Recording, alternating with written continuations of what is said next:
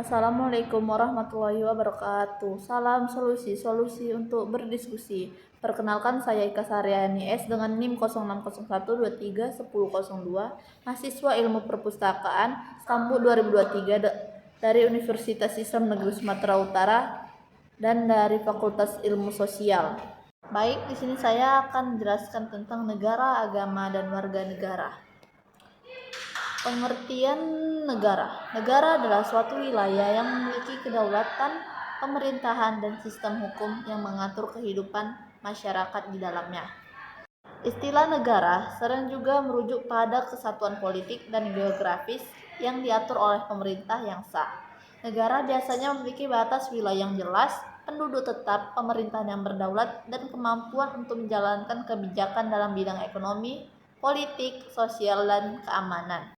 Adapun bentuk negara pada zaman Yunani kuno, menurut aristokrasi, pemerintahan oleh aristokrat atau cendekiawan sesuai dengan pikiran kehakilan.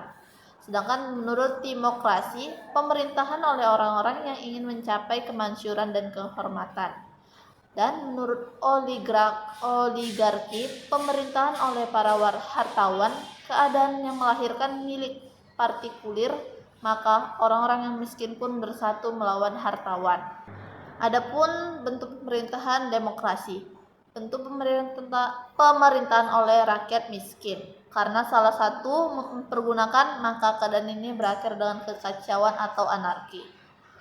Lalu tirani, pemerintahan oleh seorang penguasa yang bertindak secara sewenang-wenang. Bentuk ini adalah bentuk paling jauh dari cita-cita tentang keadilan. Adapun bentuk negara zaman pertengahan. Yang pertama, melihat negara itu bagaimana bangunannya, apakah ia negara kesatuan ataukah serikat. Dan kedua, melihat bagaimana konstitusinya. Dan ketiga, mengenai badan eksekutifnya, apakah ia bertanggung jawab kepada departemen atau tidak, atau disebut sebagai badan eksekutif yang sudah tertentu jangka waktunya. Dan yang keempat, mengenai badan perwakilannya, bagaimana susunannya dan siapa yang berhak duduk di situ. Dan yang terakhir adalah bagaimana hukum berlaku dan bagaimana hukum nasionalnya. Dan terakhir, bentuk negara zaman masa sekarang. Yang pertama, negara kesatuan, negara yang tidak tersusun daripada beberapa negara, seperti halnya dalam negara federasi, melainkan negara itu bersifat tunggal, yang artinya hanya ada satu negara, tidak ada negara dalam negara. Yang kedua, negara federal, yang artinya liga. Sifat negara federal adalah adanya pembagian kekuasaan antara pemerintah federal dengan unit-unit federal. Negara federal memiliki dua ciri yang bertentangan, yaitu kedaulatan negara dalam keseluruhan dan kedaulatan negara bagian. Negara konfederasi, menurut George, mencari ukuran perbedaan itu pada sosial di mana letak kedaulatannya. Dalam konfederasi, kedaulatan itu terletak pada masing-masing negara.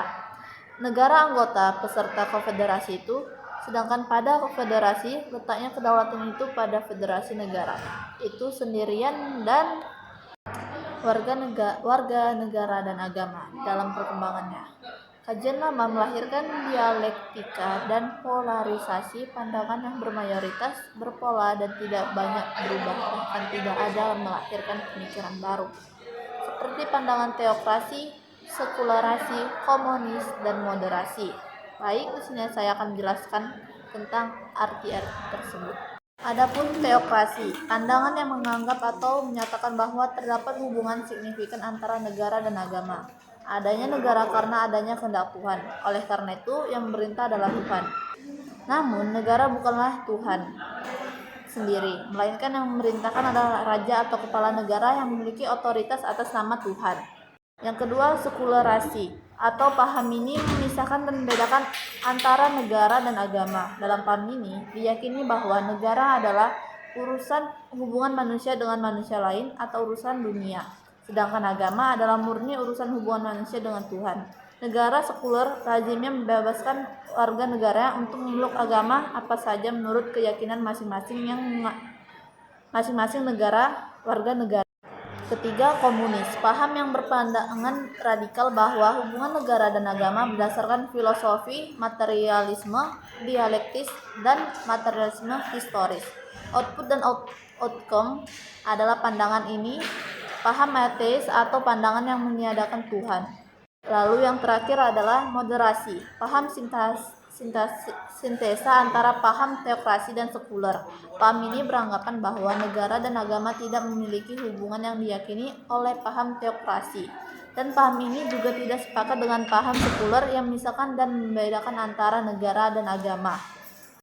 Lalu dari materi yang telah saya paparkan, saya akan menjawab pertanyaan apa saja menjadi hak dan kewajiban setiap warga negara, dan apa upaya melindungi warga minoritas serta tanggung jawab warga mayoritas di dalam sebuah negara. Jawabannya adalah hak dan kewajiban memang saling terkait dan harus seimbang dalam praktiknya. Hak adalah apa yang layak dan mutlak dimiliki oleh individu sebagai warga negara sejak lahir. Sedangkan kewajiban adalah apa yang harus dilakukan individu sebagai anggota masyarakat untuk mendapatkan hak yang sesuai. Ketidakseimbangan antara hak dan kewajiban dalam kehidupan sehari-hari dapat menyebabkan masalah dan ketenggangan dalam masyarakat, dalam kehidupan bersama maupun dalam tatanan negara. Hak dan kewajiban setiap warga negara dapat berbeda-beda tergantung pada hukum dan konstitusi masing-masing negara. Secara umum, hak warga negara meliputi hak untuk hidup, kebebasan berpendapat, hak untuk memilih, hak atas pendidikan, dan hak perlindungan hukum.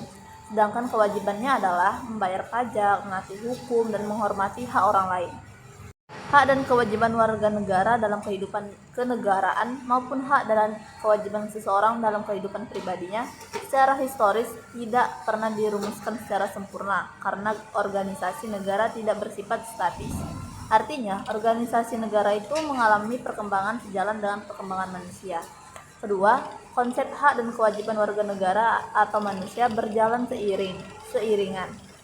Hak dan kewajiban asasi merupakan konsekuensi logis daripada hak dan kewajiban kenegaraan. Juga manusia tidak dapat mengembangkan hak asasinya tanpa hidup dalam organisasi negara.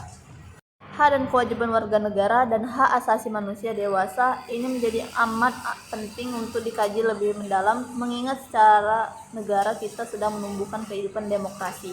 Betapa tidak, di satu pihak implementasi hak dan kewajiban menjadi salah satu indikator keberhasilan tumbuhnya kehidupan demokrasi. Di lain pihak, hanya dalam suatu negara yang menjalankan sistem pemerintahan demokrasi, hak asasi manusia maupun hak dan kewajiban warga negara dapat terjamin. Hak dan kewajiban warga negara Indonesia telah diatur dalam Undang-Undang Dasar 1945 dan peraturan lainnya. Contoh hak-hak warga negara antara lain yaitu hak untuk menjalankan dan memeluk agama, hak untuk menyatakan pendapat, hak untuk mendapatkan pendidikan, hak untuk menikah, hak untuk memperoleh penghidupan yang layak, dan hak untuk mempunyai kedudukan yang sama di mata hukum. Sekian video dari materi yang telah saya paparkan. Bila ada salah kata saya mohon maaf. Assalamualaikum warahmatullahi wabarakatuh.